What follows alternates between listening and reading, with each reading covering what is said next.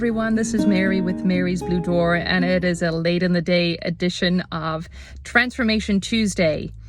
I wanted to continue our conversation on triggers from last week, and I think we finished last Tuesday talking about don't shoot the messenger.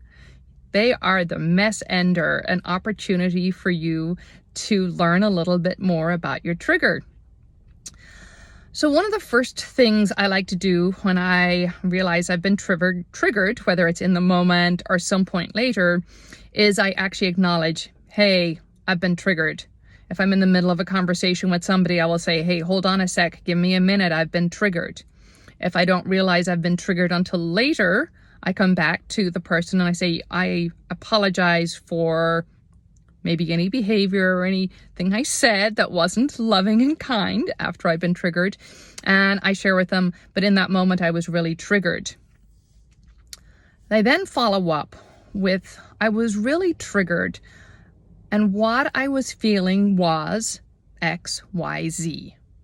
So maybe I was feeling mad or sad or fearful about something. I try and categorize it into those three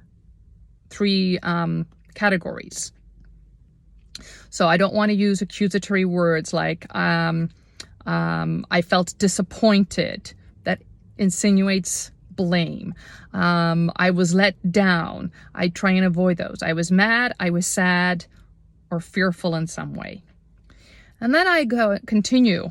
It reminded me of a time from my past, and I explain maybe a story about my childhood when I felt something similar. And what this does is it helps the person, the messenger, to understand that they are not to blame for me being triggered, that it is something within me. It is an old wound from the past that got activated, that got revisited. So to recap, I start and I acknowledge I'm triggered. I ask for a moment, or I come back and I apologize if I have behaved or said something unkind. I then describe what I was feeling. Sad, mad, or fearful. I then acknowledge a memory that this brought up for me. And then I will make a request. What I really wanted was for X, Y, and Z to happen, our conversation to flow like X, Y, Z. I just share whatever it is I would have hoped for in that situation. And then I ask, in the future, this is where the request comes, in the future, would you be willing to X, Y, Z?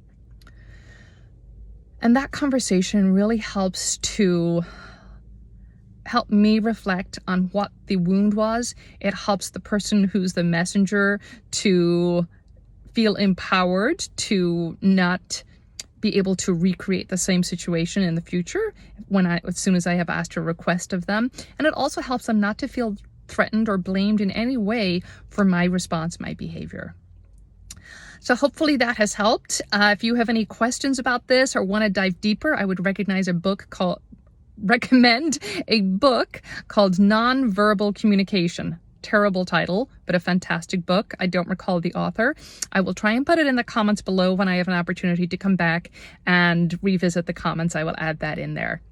In the meantime, if this resonated with you, please let me know. I always love hearing your feedback. Also, feel free to please share this, like this, and recommend it to anybody that you feel may need to hear this. Have a wonderful rest of your day.